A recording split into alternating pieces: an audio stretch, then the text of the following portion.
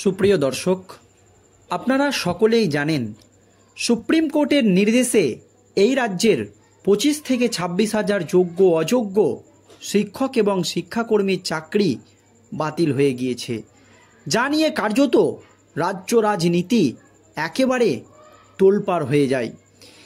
এই আবহে একসঙ্গে 25 থেকে 26,000 শিক্ষক এবং শিক্ষাকর্মীর চাকরি বাতিল হওয়ায় রাজ্যের শিক্ষা ব্যবস্থা ভেঙে পড়বে, এমনই দাবি ছিল শিক্ষা দপ্তরের বা এসএসসির।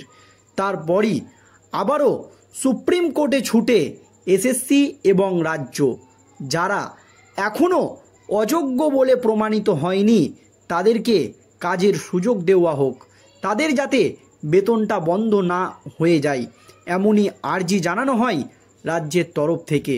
তারপরই সুপ্রিম কোর্টের প্রধান বিচারপতি জাস্টিস খান্নার নেতৃত্বাধীন ডিভিশন বেঞ্চের তরফ থেকে জানানো হয়, যারা এখনও অযোগ্য বলে প্রমাণিত হয়নি সেই সমস্ত শিক্ষিকারা কাজে যোগ দিতে পারবে এবং 31শে ডিসেম্বর পর্যন্ত তারা বেতন পাবে। তবে 31শে ডিসেম্বরের পর ওই যোগ্য শিক্ষক এবং শিক্ষাকর্মীদের কি হবে তা নিয়ে একটি গুরুত্বপূর্ণ আপডেট আমাদের কাছে এসে পৌঁছেছে দর্শক, সেটাই আজকের এই প্রতিবেদনে আপনাদেরকে জানাবো। তবে যারা শিক্ষাকর্মী তাদেরকে নিয়ে আগের নির্দেশই বহাল রেখেছে সুপ্রিম কোর্ট, তাদের ভবিষ্যৎ কি হবে তা নিয়ে কিন্তু সুপ্রিম কোর্টের তরফ থেকে কিছু জানানো হয়নি। তার পরপরই তারা আন্দোলন শুরু করে দেয়। রাজ্যের শিক্ষামন্ত্রী ব্রাত্য বসুর বাড়ির সামনেও ধর্নায় বসে অযোগ্য শিক্ষাকর্মীরা। তাদের দাবি ছিল এসএসসি এখনও তাদেরকে অযোগ্য বলে প্রমাণিত করতে পারেনি, সেক্ষেত্রে কিভাবে তাদের চাকরি গেল এর তারা জবাব চায়। তারপরেই মুখ্যমন্ত্রী মমতা ব্যানার্জি যারা গ্রুপ ডি তাদের জন্য 20,000 এবং যারা গ্রুপ সি তাদের জন্য 25,000 টাকার ভাতা ঘোষণা করে। তবে লাখ টাকার প্রশ্ন হয়ে দাঁড়িয়েছিল যারা যোগ্য শিক্ষক এবং শিক্ষাকর্মী, যারা 31শে ডিসেম্বর পর্যন্ত কাজ চালিয়ে যেতে পারবে বা বেতনও পাবে, তাদের ভবিষ্যৎ কি হবে।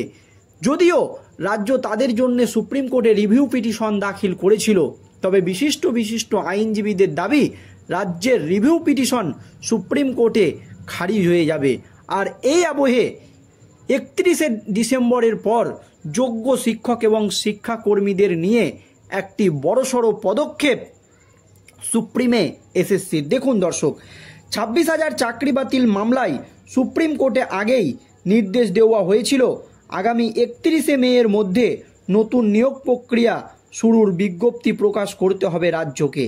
সেই মতো নির্ধারিত সময়ের আগেই খসড়া তৈরি করে ফেলে শিক্ষা দপ্তর সূত্রের খবর, ওই খসড়া ইতিমধ্যেই অনুমোদনের জন্য পাঠানো হয়েছে।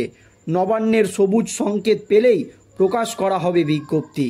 শিক্ষা দপ্তরের সূত্রে জানিয়েছে নতুন নিয়োগ প্রক্রিয়ার শুরুর খসড়া বিজ্ঞপ্তি প্রস্তুত হয়ে গিয়েছে।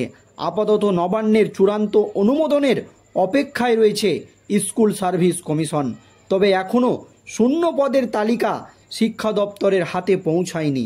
উল্লেখ্য, রাজ্যের স্কুলগুলিতে বিষয়ভিত্তিক এবং সংরক্ষণ ভিত্তিক কত শূন্য পদ আছে তার খতিয়ান সংগ্রহ করার দায়িত্ব সংশ্লিষ্ট জেলা স্কুল পরিদর্শকের।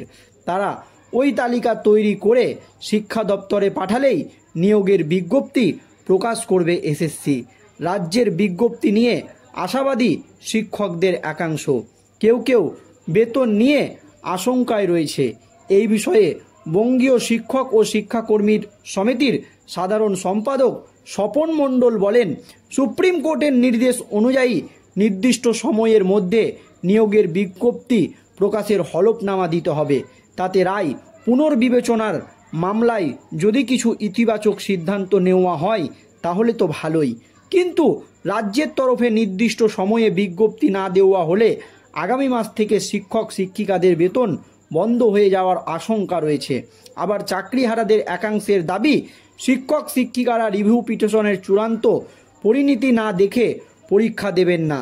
রাজ্যের বিজ্ঞপ্তি প্রকাশ সংক্রান্ত সিদ্ধান্ত নিলেও তাদের সঙ্গে আলোচনা করেই নিতে হবে বলে দাবি করেছেন তারা।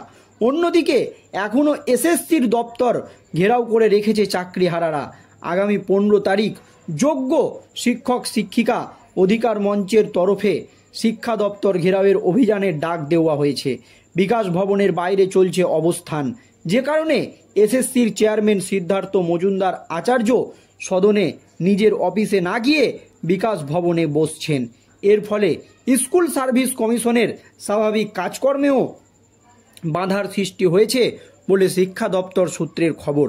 গত 3 এপ্রিল চাকরি বাতিলের রায় দিয়েছিল সুপ্রিম কোর্টের প্রধান বিচারপতির বেঞ্চ।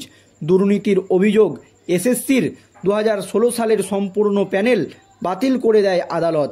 বহাল রাখা হয় কলকাতা হাইকোর্টের নির্দেশ। এর ফলে 25,735 জনের চাকরি যায়। বেতন ফেরত দিতে বলা হয় দাগিদের। এরপরেই রায় বদল চেয়ে সুপ্রিম কোর্টে আবেদন করে মধ্যশিক্ষা পর্ষদ। আদালত তাদের আবেদন ছিল, এত শিক্ষকের চাকরি বাতিল হলে রাজ্যের শিক্ষা ব্যবস্থা ভেঙে পড়বে। অনেক স্কুলে বিষয়ভিত্তিক শিক্ষকের সংখ্যা শূন্যে গিয়ে ঠেকবে, যার ফল ভুগতে হবে মাধ্যমিক এবং উচ্চ মাধ্যমিকের পরীক্ষার্থীদের। পর্ষদের আর্জি ছিল, যারা দাগি বা অযোগ্য হিসাবে চিহ্নিত নন আপাতত তাদের চাকরি বহাল থাক। গত 17 এপ্রিল সেই আবেদন মেনে নেয় সুপ্রিম কোর্ট। শর্ত সাপেক্ষে প্রধান বিচারপতির বেঞ্চ জানায়, আপাতত নবম, দশম এবং একাদশ, দ্বাদশ শ্রেণীর শিক্ষকরা স্কুলে যেতে পারবেন। চলতি বছরের 31 ডিসেম্বর পর্যন্ত তাদের চাকরি বহাল থাকবে। তবে গ্রুপ সি এবং গ্রুপ ডি শিক্ষাকর্মীদের ক্ষেত্রে ওই রায় কার্যকর হবে না।